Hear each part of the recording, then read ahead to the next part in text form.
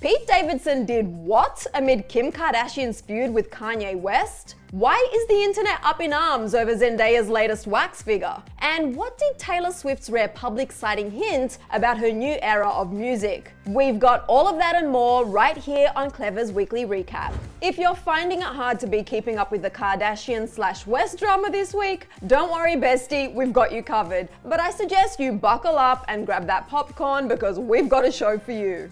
Brace yourself! Ah! Alright, so earlier this week, Kanye fired off a new claim saying that Kim accused him of putting a hit out on her. Let that sink in.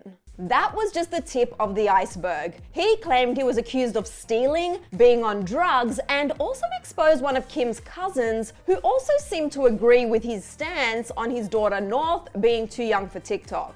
And this is all really serious stuff, but can we just take a second? Did you peep that cousin in the midst of all of this drama had the audacity to ask for a Yeezy hookup? Read the room. It's very comical.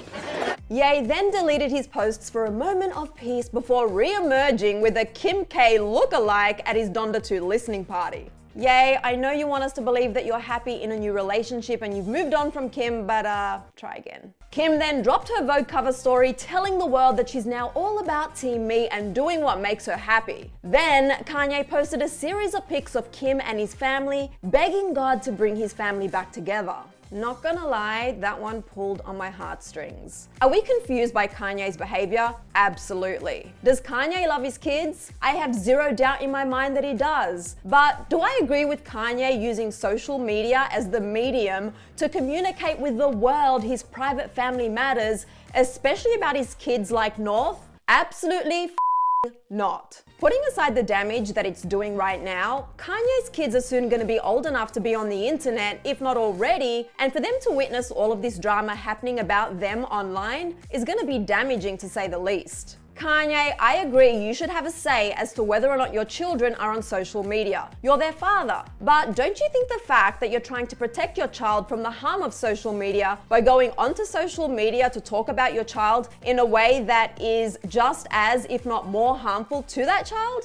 I mean, have the conversations, just not on Instagram. Switching gears for a bit because it didn't end there. After Ye demanded an apology from Kim and the entire family for allegedly keeping him away from his children, he tagged everyone in his post from Barack Obama, Ellen, and Hillary Clinton. Trust me, I am just as confused. Then Julia Fox and Pete Davidson entered the chat. Julia told us that whether or not Ye has some residual feelings for Kim, she's the one that's with Kanye now and that's all that matters. Not sure I'd use the word residual, but yes, Julia, go on. And that when it comes to porn, she's into partner swapping and then watching. More the foursome vibe. Okay, well, this is awkward. This seems like a perfect time to tell you how amid all of this Kim Ye drama, Pete this week was like, hold my beer. Pete Davidson took that major step in every young boy, every grown-up relationship by calling Kim publicly his girlfriend. Most of my daily life is like getting into cars and showing up to a set, or I just like, if I'm off, I just either hang with my friends or chill with my girlfriend inside. I gotta be real with you, I don't think I was that shocked that he called Kim his girlfriend, but his young schoolboy looking bedroom, that had me shook. He just told us he chills inside with his girlfriend, inside in that room. His girlfriend is the Kim Kardashian. Look, don't get me wrong, I love the room. It's cozy AF and super sweet. Kind of reminds me of my bedroom when I was 14, but I'm just having a real hard time wrapping my head around this. So the burning question remains, did Kris Jenner offer to buy Pete some new bedding if he steered the attention away from Kanye this week? The verdict is still out on that one. And while the verdict is still out as to whether or not this relationship is actually the real deal, one thing people can't deny is that Pete literally worships the ground Kim walks on. No, he really does. He actually has a Kim worship candle. Is that a Kardashian candle on your other shoulder? I've got good eyes. Yes, it is. That is exactly what that is. Okay, so did he purposely put that candle in view prior to the interview starting, as exposed by this TikTok? Of course he did. He's now got Kris Jenner on speed dial. Duh. It's always a good day when we can talk about our girl Zendaya, who's all over our feeds right now. Whether it's the rumors that her and Tom Holland bought a house together for $4 million, or the fact that if episode 5 doesn't get her an Emmy, which it better, her response to the Euphoria criticism alone would. Whoa, okay, thank you. Emmys aside, one thing we need to talk about is the new Zendaya wax figure that was just unveiled at Madame Tussauds in London. Get out of here. Where did Tom fake. The all-new wax figure was unveiled earlier this week, where she channels a look inspired by one of her many iconic red carpet looks from 2016. A hot pink suit paired with subtle jewelry and a sleek updo. And on closer inspection, Zendaya's new wax figure has garnered some mixed reviews from fans. I couldn't even make eye contact. I was being so weird. Now, before I share my thoughts, I want to share with you guys what some of you had to say when we posted this video this week, because a lot of you came through with the critiques. One user wrote, "It looks more like Kylie Jenner than a wax figure of Zendaya." I first wanted to say how, but then when I kind of squint my eyes and kind of look, I kind of see...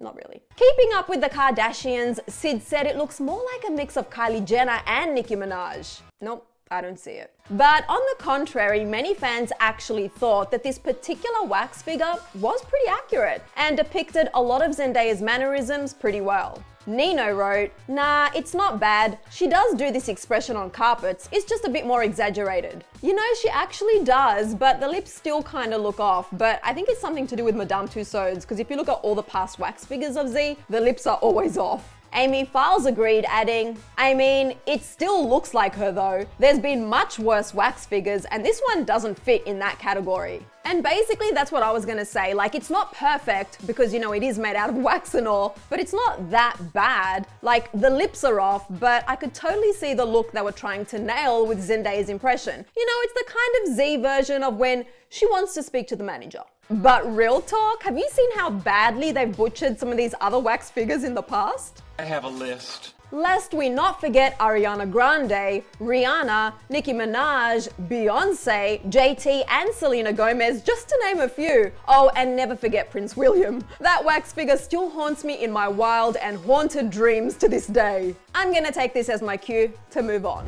And speaking of wildest dreams, but ones I actually really want to have, our girl Taylor Swift made her first public appearance in 3 months. Walking out of Jack Antonoff's Brooklyn studio or apartment holding nothing but a notebook and a keyboard, while wearing these orangey/brownish socks and leather bag. If you're gonna be in my life, I feel like there's a certain amount that comes with it that I can't stop from happening. The constant search for Easter eggs is the one thing that can't be stopped. That said, the Swiftie in me has to talk about Taylor's outfit and the fact that she never does anything by accident or for no reason at all. Oh, and don't even ask me to think twice about that left hand in her pocket because I might just have a meltdown. Is that what I think it is? Look, I know this is all probably a massive reach, but can you really blame us? Anyway, after digging around for what these colors and siding could possibly mean, TikTok user Thrifty Swiftie had a very interesting suggestion that Taylor could be in the studio with Jack as a means of creating a similar Long Pond studio session style project circa the Evermore era. I mean, the orange and brown hues are such a vibe and do take us back to the Evermore cover look, which could possibly maybe mean is Taylor planning some sort of deep dive 2.0 or some new spin on what became Evermore? But wait, there's more. Many recent hints suggest that Taylor scrapped a secret album called Karma, which, if we're looking at the timeline of her album releases, would have been slated to drop 2 years after 1989 and 1 year prior to Reputation's release. We won't get into all of what went down when Kim edited, manipulated, and leaked Taylor and Ye's phone conversation about his single Famous, but let's just say Reputation was born shortly after, with Karma potentially being put on the back burner. We'll link a video above if you want to get all caught up on why orange leads to Karma. So as we know, and like I said earlier, nothing Taylor ever does is by accident. So the only question that remains is, what exactly is Taylor cooking up? Other than eggs, obviously. Do we think she wore those socks as a clue? That's what I want to believe. Do we think Taylor's going to be dropping new music sometime soon? Duh, obviously. And do we think it's Karma?